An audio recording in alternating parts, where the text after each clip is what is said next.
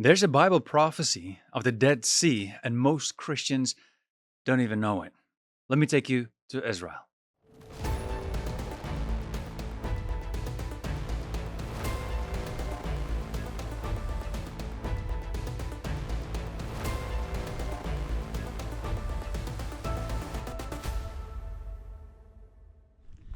And what is that there in the distance? The Dead Sea. The lowest point in Israel, yes, but the whole world. Now, as you can see, this is located in the Jordan Rift Valley, just south of Jericho. Right now, this is speaking of death, because everything is dead, right? No fish, no plants, no life. One of the most desolate places on earth. Nothing lives here. Just desert, salt, and judgment. Salt and judgment. Why? What you might not know is that the surrounding areas here was also where it was Sodom and Gomorrah. This is the area it was around here. Let me read it to you. Genesis 19 verse 26. Then the Lord rained on Sodom and Gomorrah sulfur and fire from the Lord out of heaven. And he overthrew those cities and all the valley and all the inhabitants of the cities and what grew on the ground. But Lot's wife behind him looked back, and she became a pillar of salt.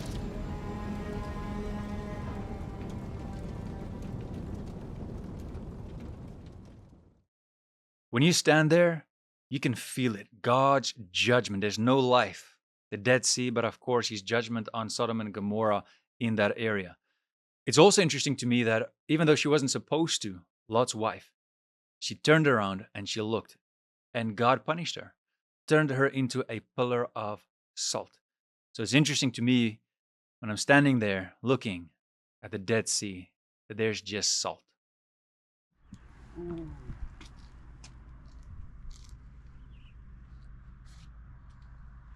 It's quite amazing. You can see the salt right here. It looks like snow, but it's not. It's salt. So how do we know that this area is the same area as Sodom and Gomorrah? Because the Bible tells us. It tells us exactly where these cities were, in the region of the Dead Sea. Genesis 14 verse 3. And all these joined forces in the valley of Sodom, that is the Salt Sea. Now I'm reading this verse because it's very interesting to me who these kings were. And we read about these kings that all came together, joined forces, even the king from Shinar, which is from Sumer, as we know it today, the area in ancient Mesopotamia, the area where Noah and his sons first went to, where the Akkadians and the Semitic family lines all started. But who did these kings fight? Giant tribes. Is that me saying so? Is the Bible. In Genesis 14, it says the kings of Sodom, Gomorrah, Admah, Zeboim, and Zoar gathered in the valley of Sodom, that is the Salt Sea. And then we read that these kings went out and defeated the Rephaim, the Zuzim, the Emim, and the Horites. These were all giant tribes. This whole area, the Dead Sea, the valley of Sodom, it wasn't just where God destroyed Sodom and Gomorrah, but he also brought judgment over the giants. This was the battleground where these giants were judged and destroyed. How do we know this? Because the Bible says so. We just need to connect all the Bible passages. I've just read to you about these kings in Genesis, but now let's go to the book of Deuteronomy. In Deuteronomy 2 verse 10, it says the Emim, those are the people we just read about in Genesis, were a people great and many, and tall as the Anakim, and counted as Rephaim. This is before the time the Israelites first came to the land of Canaan after they were in Egypt as slaves. And they sent out spies and they came back and they said, we look like grasshoppers to them. They are the children of, or the descendants of, the Nephilim. Let's continue in Deuteronomy. Verse 20. The Zuzim, called Zamzumim, were also a people great and many, and tall as the Anakim. And the Horites are listed among the same judged tribes. So the area of the Dead Sea, it has a very long history, and I see it as a symbol of God's judgment, especially since Deuteronomy 29 verse 23 says it was left a land of sulfur and salt, nothing sown, nothing growing. But God showed Ezekiel something else, something that did not happen yet, that is still to come. A prophecy.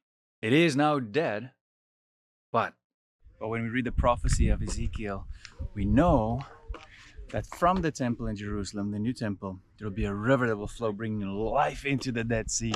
And this is, a lot of people think, going to be in the Millennium Kingdom. That's where this is going to happen. This prophecy is in Ezekiel 47. You read from verse 1 to verse 9 how it explains in detail this amazing river that flows from Jerusalem. But watch this. It doesn't just explain that it will be fresh water. It explains that there will be a lot of fish. Not just that.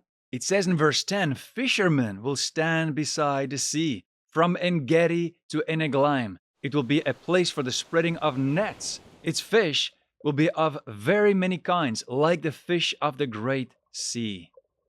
Man, all fishermen are really excited now. I'm a fisherman. I love catching fish, normal fish in water, but also a fisher of men. But this is the Mediterranean Sea here at the end it talks about. And I can just imagine how amazing this would be. I'm just saying, it is interesting that Jesus helped the disciples to catch all those fish. All the nets they couldn't contain it. And then what happened when Jesus made some food? What food did he make? Fish. Even after his resurrection, he made fish for the disciples. Just imagine, I wonder what that fish tasted like. Probably perfect. All right, I'm getting distracted here. So, the fishermen will stand from Gedi to Eglaim. Gedi. What happened at Gedi as well? Just something interesting for you.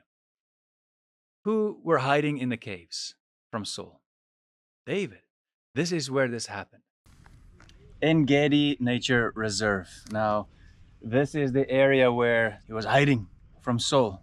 Somewhere in this area suggested, again, and there's a Chalcolithic temple close here. There's a few interesting things here, but let's go. Now it happened, when Saul had returned from following the Philistines, that it was told him, saying, "Take note, David is in the wilderness of En-Gedi." And that's where we are. Now think about that prophecy. The Dead Sea becoming fresh water full of life. That has never happened in all history. But it gets a bit crazier when we look at what is happening in Israel now. There are sinkholes forming around the Dead Sea, and it's being filled by fresh water that can contain fish. This is where the sinkholes are, and the old highway, it actually used to be right here. But you can see there's a big hole there. Look. Now, why is this important for some people? Because for them it might be some part of the living prophecy of the book of Ezekiel that's explaining that the Dead Sea will one day be full of fresh water where there will be fish. But the Dead Sea is getting smaller each year by around 1 meter, right? 1 meter a year. And there's some springs here that's filling fresh water, slowly filling some of the holes. And so on one side you have water that's full of salt that you can float, and the other one you can swim, and that can contain fish even as well. Now it's all deserted.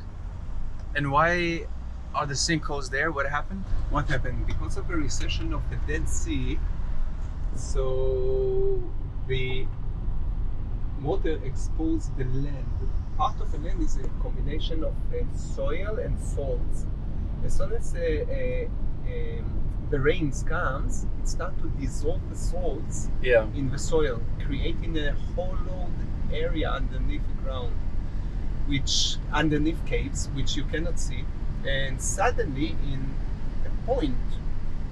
get to a point that it collapses inside, creating a sinkhole. So a few people died here walking on they thought that they're walking on the safe and stable ground, and suddenly they fell into the sinkhole. It's very dangerous because you don't know where you step in, if it's firm, strong, and can hold your weight. Right. So this is the outcome of, we started to mess. We mess the nature with the nature by the meaning closing all the freshwater sources to the Dead Sea, the nature mess back with us, creating the sinkholes. There's more here. It's much more. You can see it's all deserted. It used to be an orchard, and date orchard right here, and not anymore. How long ago did this happen?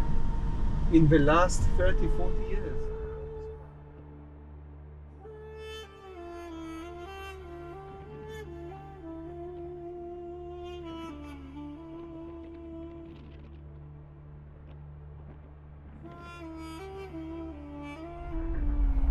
Wow. This is where the highway came in. And it's now Sinkholes. Wow. Now, here is another connecting prophecy, but in the book of Isaiah. Isaiah 35 verse 1. The wilderness blossoms. Streaks break out in the desert. Pools form in dry places. Even the haunt of jackals becomes water. Now, you might be asking, is this part of the prophecy that we're seeing already? Not so fast. I don't think this is the prophecy of Ezekiel. We're not there yet.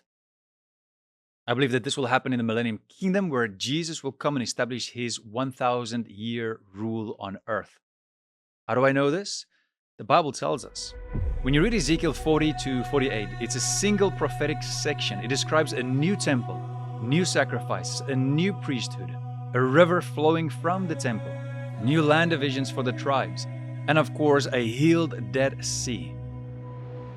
So, it is very clear that this did not happen yet. This is talking about the Millennium Kingdom. How do we know this when this will happen? Well, when we read chapter 43 from verse 2 to 7, it makes it very clear. It says, the glory of the Lord returns to the temple from the east, fills it. And God says, this is the place of my throne, where I will dwell in the midst of Israel forever. So, did this happen? No, not yet, but it will happen in the millennium reign. It's also very clear when we connect this with other passages, like Zechariah 14, verse 4 to 9, also in verse 16, and then in Isaiah 35, verse 1 to 7. So what do we see today is just a tiny shadow, a preview of what Jesus will do when he returns. So here's the point. The Dead Sea is a picture of judgment, a place of death that will one day be filled with life again. But God turned this into a prophecy of restoration. And so if he can do this to the Dead Sea, giving life to it, he can do this to the dead hearts of men. And he can make you spiritually alive. Jesus says in John 7, verse 38, whoever believes in me, out of his heart will flow rivers of living water. You see, without Jesus, you are like the Dead Sea. You are dry, you are empty inside, and you are dead. But when you come to him, he will make you spiritually alive. You see, he is not just the truth and the way, he is also the life.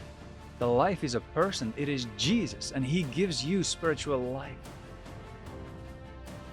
So let me ask you, are you spiritually alive? Or are you dead inside?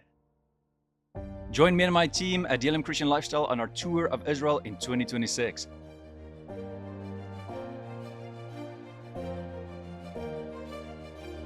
Organized in cooperation with Emmanuel Tours.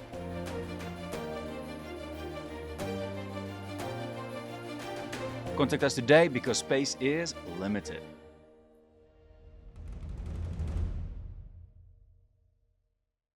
If you want to make sure that you are saved, or you want to know how to be saved, watch these videos here. I'll see you there. And never forget, life is short, so do not waste yours. See you in the next video. Bye.